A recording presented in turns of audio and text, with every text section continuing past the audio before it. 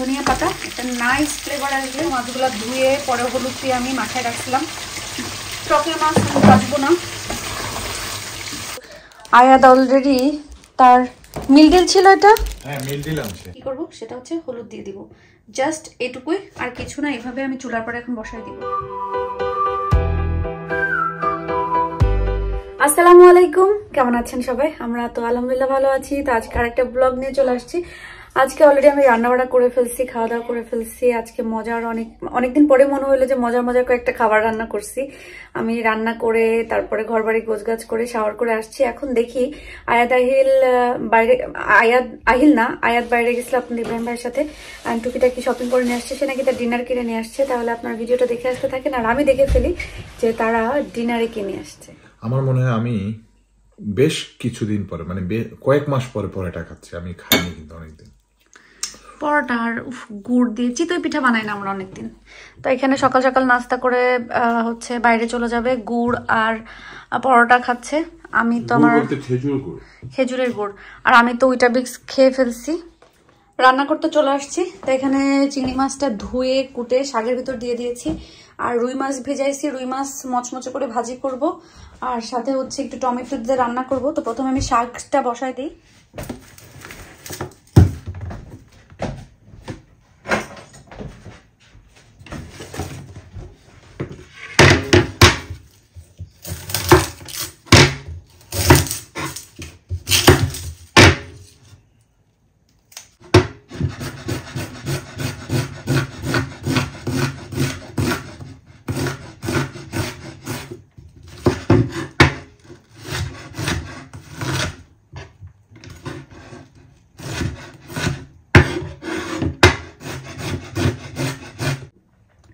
শাকের ভিতরে তো চিংড়ি আগে দিয়ে দিয়েছি, আর এখন হচ্ছে দিয়ে দিব পেঁয়াজ, রসুন আর কাঁচামরিচ।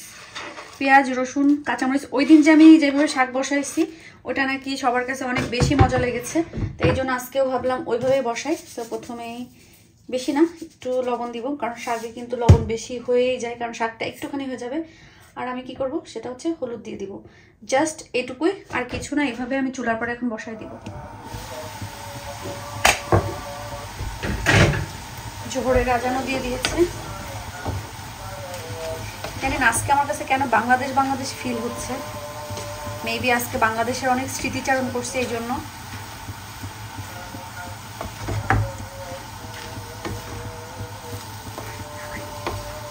আমি আর আমার খালা বসে বাংলাদেশের অনেক অনেক অনেক স্মৃতিচারণ করছি আজকে।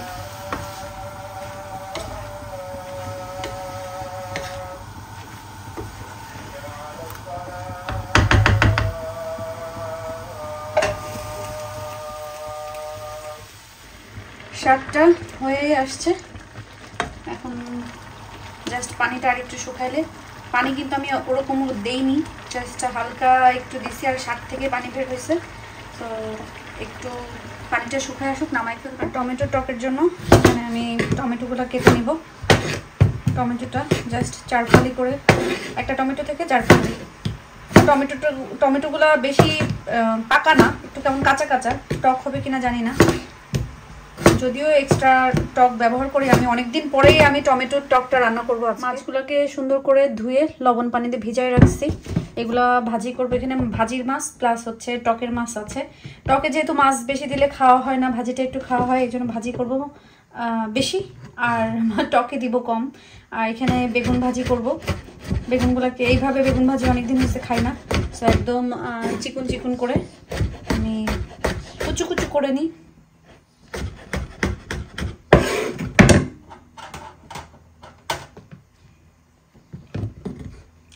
বেগুন তরকারিটাই, মানে বেগুন যেভাবে রান্না করা হোক না কেন আমার খুবই ভালো লাগে, কারণ আমার অনেক পছন্দ। আমার ফেভারিট ভেজিটেবলের ভিতরে বেগুন একটা পড়ে। অনেকক্ষণ থেকে হচ্ছে ফ্রাই প্যানটা গরম করে নিয়েছি মাছ ভাজির জন্য।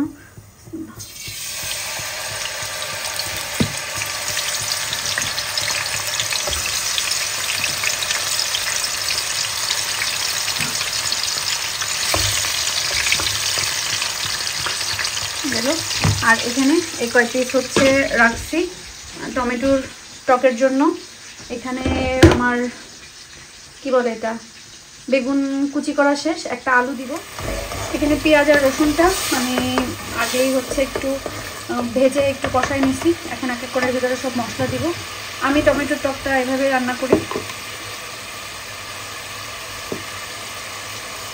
ধনিয়া গুঁড়া দিলাম। আল্লাহ, এই জীবনের কাজটা কখনো কমলো না রে আল্লাহ, ভালো লাগে না। জিরা গুঁড়া দিলাম, দিব সামান্য মরিচের গুঁড়া, এরপর দিলাম হলুদের গুঁড়া,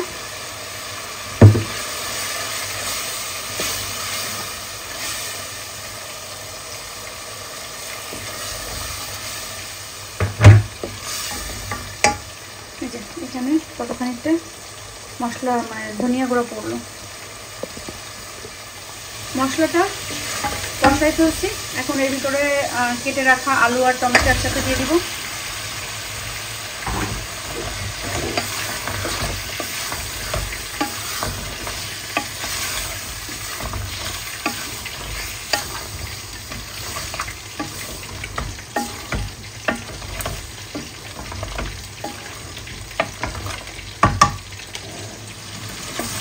টমেটোটা কিন্তু আমি কষাই ফেলছি।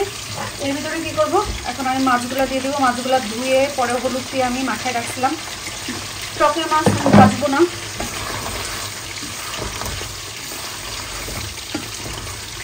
জাস্ট এই টমেটো আর আলুর সাথে মাছটা কষাই নিব।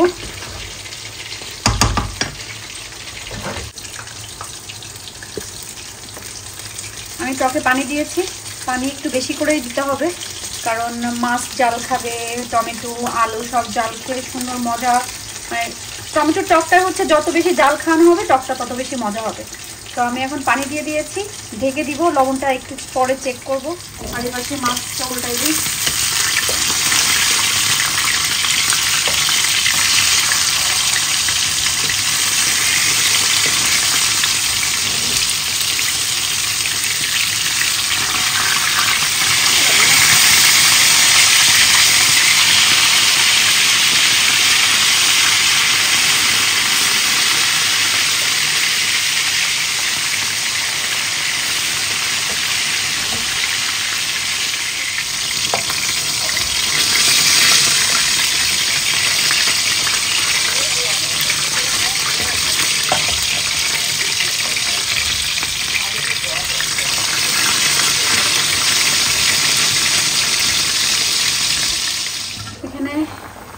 টকটা হয়ে আসছে, আরও হবে, বাট এখন ধনিয়া পাতা দিয়ে দিচ্ছি জাস্ট একটু টকের সাথে জাল খাওয়ার পরে কি হবে সুন্দর মতন আর এটার সাথে মিশে যাবে, একটা ফ্লেভার আসবে।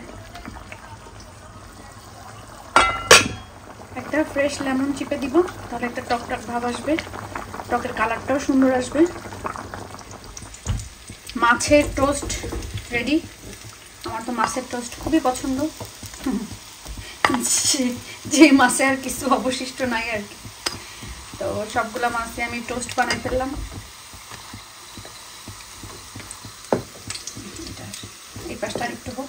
আর এখানে আমি একটু এখন পেঁয়াজটা মাছের যে পেঁয়াজটা এক সাইডে একটু ভেজে নিব। এই মাছের তেলের ভিতরে আমি বেগুন ভাজবো।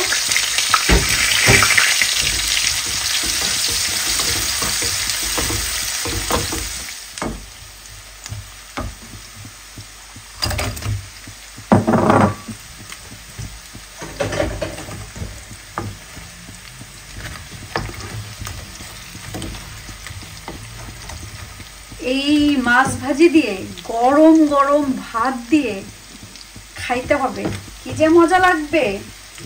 গরম গরম ধোয়া ওঠা ভাত, একটু ঘি, সাথে এই মাছ ভাজি, জীবনটা বহুতই সুন্দর। এর ভেতরে আপনি একটু দিয়ে দিব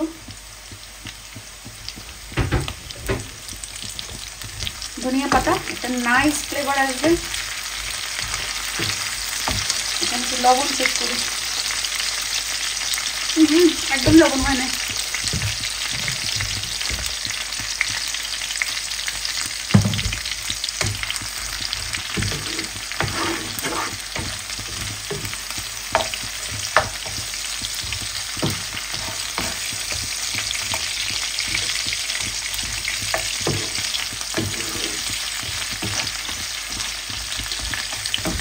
একটু সময় ভাজি, পেঁয়াজের যেই নাইস একটা ভাজা ভাজা একটা ফ্লেভার আছে সেটা মাছের ভিতরে যাবে, খেতে দেখতে সবকিছু মিলায় অসাধারণ হবে।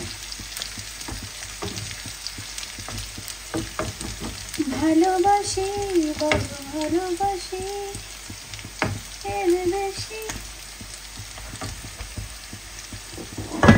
আচ্ছা, আর লাগবে না, এখন আমি এখানে উঠাই ফেলি।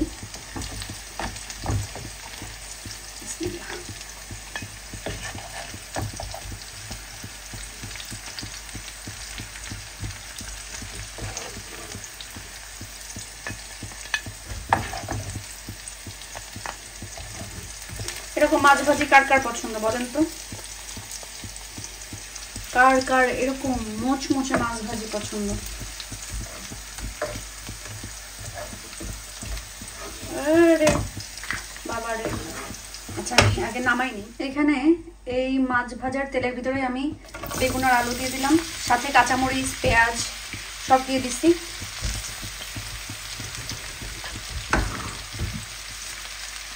লবণ,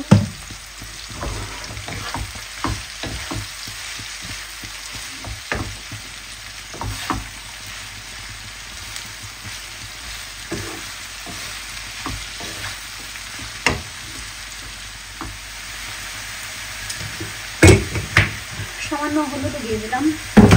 তো মোটামুটি রান্না শেষ।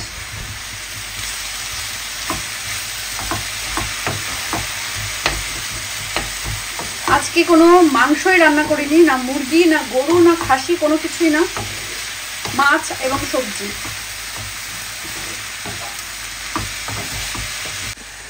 মাছ ভাজি নামাই ফেলছি, যে হয়ে গেছে। দেখেন কত লোভনীয় লাগতেছে না? ভাত চড়াতে যে দেখি এই ভাতগুলা একটু কেমন নরম নরম হয়ে গেছে, হচ্ছে একটু যেহেতু গরম পড়তেছে ভাতটা নষ্ট না, বাট একটু নরম হয়ে গেছে, যেটা আর খাওয়া যাবে না। তো আমি এখন পানিতে ভিজাই, ভালো করে ধুয়ে পানিতে ভিজাই রাখছি। আমার ছেলেরা পান্তা ভাত অনেক পছন্দ করে। সায়াদা হিলকে বিকালবেলায় আমি কাঁচামরিচ পেঁয়াজ দিয়ে পান্তা ভাত মাখাই দিব। ভাজিটা হওয়ার পরে আমি জাস্ট এভাবে একটু আগুনে রেখে দিয়েছিলাম, যে এক্সট্রা তেলটা আছে সেটা কিন্তু এইভাবে একটু কড়াই কাট করে রেখে এক সাইড ভাজিটা উঠায় এক সাইডে আগুনে দিলে ওই পাশটা আগুন জ্বলতেছে, তেল কিন্তু সব বের হয়ে চলে আসে। তো এক্সট্রা যে তেলটা ছিল সেটা বের হয়ে আসছে। ভাজি উঠিয়ে ফেলি।